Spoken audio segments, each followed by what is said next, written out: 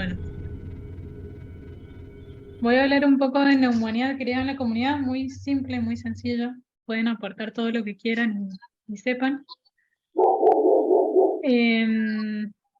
Mutete, por favor. Hay un perro ladrando por ahí. Sí, es el mío. Bueno, pueden desactivar los micrófonos cuando quieran aportar algo.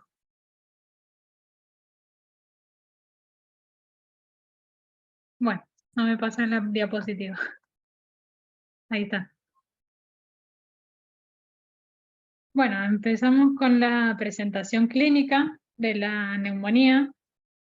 Los pacientes pueden venir con tos productiva, que esa tos productiva puede ser mucopurulenta o con restos hemáticos, dolor de pecho, confusión y muchas alteraciones de conciencia, sobre todo en los pacientes mayores de 65 años, que son nuestros pacientes, náuseas, vómitos, diarrea, fiebre, sudoración, escalofríos, algunos otros pacientes con hipotermia, sobre todo en los mayores de 65 y los pacientes inmunocomprometidos, la fatiga y la dificultad para respirar. Algunos pueden tener todos, otros solo dos. Lo fundamental es sospecharlo y tener en cuenta los diagnósticos diferenciales. En el caso de un paciente con disnea, descartar un TEP o descartar una insuficiencia cardíaca o un EPOC reagudizado. Tener en cuenta la edad del paciente, si es tabaquista, si es diabético, si tiene enfermedades crónicas, sobre todo cardíacas, respiratorias, renales, hepáticas, neoplasias, si es un paciente HIV por las infecciones oportunistas, si es un paciente con corticoterapia, corticoides inhalados o de uso sistémico, el uso de inhibidores de bomba de protones y viajes recientes por los agentes infecciosos endémicos o epidémicos de otros lugares. En la presentación clínica de estos pacientes tenemos para el diagnóstico fundamentalmente la clínica y algunos métodos complementarios como la radiografía de tórax, que es la primera y fundamental, obligatoria para el diagnóstico. La tomografía solo en caso de sospecha de dudas diagnósticas en pacientes neutropénicos, HIV positivo o manejo de complicaciones. Las tomografías son más sensibles para ver los infiltrados intersticiales, adenopatías iliares y cavitaciones y los empiemas. El examen de esputo no se hace muy frecuentemente, tiene baja sensibilidad y es difícil tomar la muestra, procesar en menos de 2 horas después de obtenida la muestra. Sí es útil para los pacientes que sospechamos TBC o en pacientes intubados, como que vale más la pena. El hemocultivo es positivo solamente en un 5 a 24% de los casos, salvo en los pacientes con enfermedades crónicas o HIV positivo que tienen mayor incidencia de bacteriemias, y además los agentes etiológicos son más diversos. La toracocentesis, si hay un derrame pleural significativo, para hacer el estudio físico-químico, y el cultivo, que aunque tiene bajo rendimiento, es clave para adecuar el antibiótico y evaluar la necesidad de drenaje, porque los empiemas son un factor asociado a la mala evolución, a la baja respuesta del tratamiento. Y el lavado bronquialveolar solo en los casos de ventilación mecánica, en pacientes en UTI. Ahora, estos métodos diagnósticos hay que adecuarlos dependiendo de cada paciente, si va a ser ambulatorio o estar internado en sala común o en terapia intensiva. Para saber cómo vamos a manejar el paciente, tenemos distintos scores. El score de CUR 65 es el más simple de usar. No tiene en cuenta las comorbilidades, siempre va a primar el criterio clínico, pero es un buen una buena herramienta para tener en cuenta para saber si manejar el paciente ambulatorio o internarlo. No maneja tanto el nivel de gravedad del paciente o el nivel, no predice la mortalidad. Pero sí, teniendo en cuenta esto, confusión, uremia más de 90, frecuencia respiratoria más de 30, la presión arterial sistólica menor de 60 o diastólica menor de 60, menor de 90 o menor de 60, y la edad mayor o igual a 65, agregado a la saturación, menor de 90 o en otros estudios dice menor a 92, dependiendo siempre de si el paciente es tabaquista, si tiene POC de base, la saturación de base del paciente va a ser distinta. Con este score podemos ver el manejo ambulatorio en 0 puntos. En el punto 1 analizar cada caso, sobre todo si ese punto va a ser solamente la edad. Si tiene 2 puntos, internación en sala general, y de 3 a 5 en UTI. El score de SmartCop es más específico para predecir la mortalidad y la necesidad de vasopresores y de ventilación mecánica. Asistencia ventilatoria. Uy, se me pasa. Acá vemos la presión sistólica, la afectación pulmonar multilobular, el valor de la albúmina, la frecuencia respiratoria, taquicardia, confusión, la saturación de oxígeno y el pH arterial. Según cómo decidamos manejar a los pacientes, si es un paciente ambulatorio menor a 65 años y sin comorbilidades, los métodos básicos para el diagnóstico son la radiografía de tórax y la oximetría de pulso. Lo mínimo, obviamente que se pueden ir agregando más según cada caso. En caso de los pacientes mayores de 65 años o con comorbilidades, se le agrega el laboratorio básico, o sea, el hemograma, uremia, glucemia. En pacientes hospitalizados en sala general, le agregamos el hemocultivo, que acá nosotros no hacemos hemocultivos a todos los pacientes, pero la Sociedad de Infectología recomienda el hemocultivo a todos los pacientes internados en sala común. Y en neumonía grave, internados en la UTI, se le agrega el cultivo del esputo y serologías. ¿Eso de no hacer hemocultivos es por una decisión de infectología? La verdad es que no sé por qué no hacemos hemocultivo.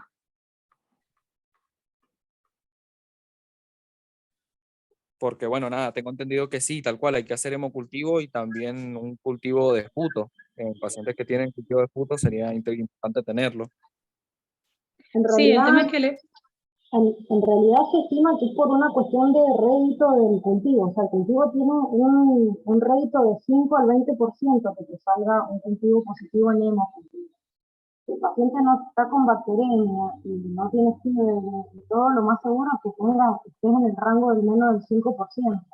Entonces, nosotros tenemos un porcentaje de neumonías muy alto y la verdad que el hemocultivo no es meramente criterioso como para hacerlo de entrada a todos los pacientes. A lo mejor se le hace al paciente que fracasa el tratamiento inicial, hay que rotarle antibiótico, entonces ahí sí lo hemocultiva. Pero quizás una neumonía aguda de la comunidad en un paciente mayor de 65 años, sin comorbilidades, que a lo mejor lo internas porque está con un poco de disnea o con una frecuencia respiratoria alta, no lo cultivas del inicio. Y porque acaban de decir que el hemocultivo tiene un rédito bajo de rescate. claro, va a tener mayor rédito si el paciente tiene, o sea, cuando son pacientes con enfermedades crónicas más importantes, tienen mayor factor de riesgo o son inmunocomprometidos, tienen más chance de tener bacteriemia.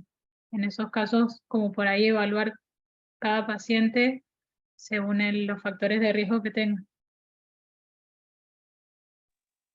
Ok, Y gracias. lo del esputo, en realidad el tema es que si no lo procesas en menos de 2 horas no tiene sentido, y el rédito también es muy bajo. Entonces, En UTI por ahí están, como están, si hay pacientes intubados, le haces lavaje bronquialveolar y por ahí es... Tenés un rescate más asociado a ventilador, Claro. entonces tiene como más criterio de poder realizarlo. Sí, es más sencillo hacerlo en la terapia, el lavado, y eso, tenés más chances de tener rescate también. Y porque estás sospechando generalmente una neumonía asociada a ventilador.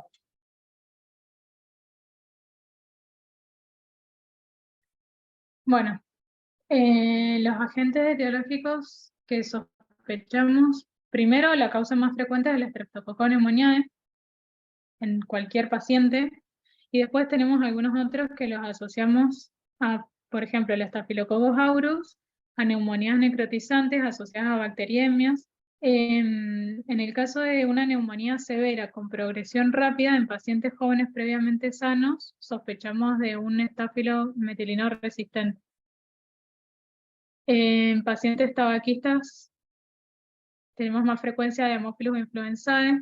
En pacientes con bronquiectasia, fibrosis quística, corticoterapia inhalatoria o antibióticos previos de amplio espectro, tenemos mayor riesgo de pseudomonas. En pacientes alcoholistas con comorbilidades o sospecha de broncoaspiración, mayor riesgo de enterobacterias. También en pacientes geriátricos. Y otros agentes, Mycoplasma pneumoniae, clamidia, influenza. Hay que tener en cuenta de la influenza el momento epidemiológico. Si hay circulación, porque nos va a modificar en el tratamiento.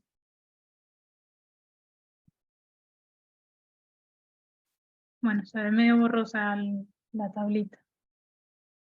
Y ahora tenemos como otro agente el COVID, como sospecha. Claro, sí. Cuando hay circulación viral, se le agrega oseltamivir 75 miligramos cada 12, ¿era? Sí, Cada 12 al margen de la vacunación, o sea, estén vacunados o no. Bueno, el tratamiento antibiótico en pacientes ambulatorios lo vamos a dividir en dos partes. En los pacientes menores de 65 y sin comorbilidades, la amoxicilina sola sería suficiente cada 12 horas vía oral. En pacientes mayores a 65 o con comorbilidades, amoxiclavulánico. El tratamiento alternativo en alergias, la claritro, la levofloxacina y moxifloxacina.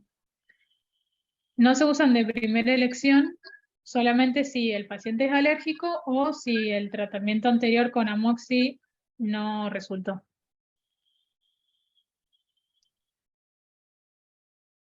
En los pacientes internados en sala general, usamos ampicilva, 1,5 cada 6 si tiene función renal normal. Si tiene la función renal alterada, lo modificamos cada 8. Se agrega la claritromicina cada 12 horas. En realidad, esto del agregado de la claritromicina no tiene como un estudio que lo recomiende al 100%. O sea, el aclaritro amplía el espectro a micoplasma y además tiene efecto inmunomodulador, pero todavía no hay estudios que vean una diferencia de mortalidad en los pacientes con que le agreguemos claritromicina, en pacientes en sala general. En el caso de los pacientes internados en la UTI, sí se ha visto diferencia. Y los tratamientos alternativos en pacientes alérgicos, la ceftriaxona, levofloxacina o moxifloxacina.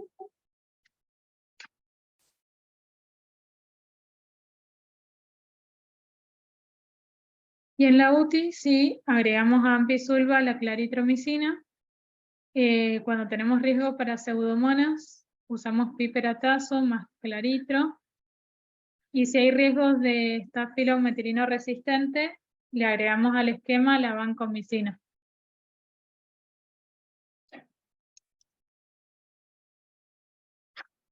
Bueno, hay algunas cosas a tener en cuenta que se ha observado un incremento en el aislamiento de estafilococos metilino resistente y de legionela.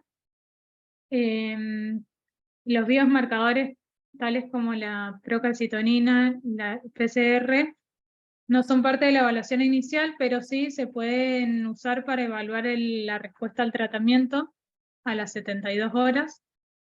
Y en época de circulación viral se agrega el oseltamivir, como había dicho antes.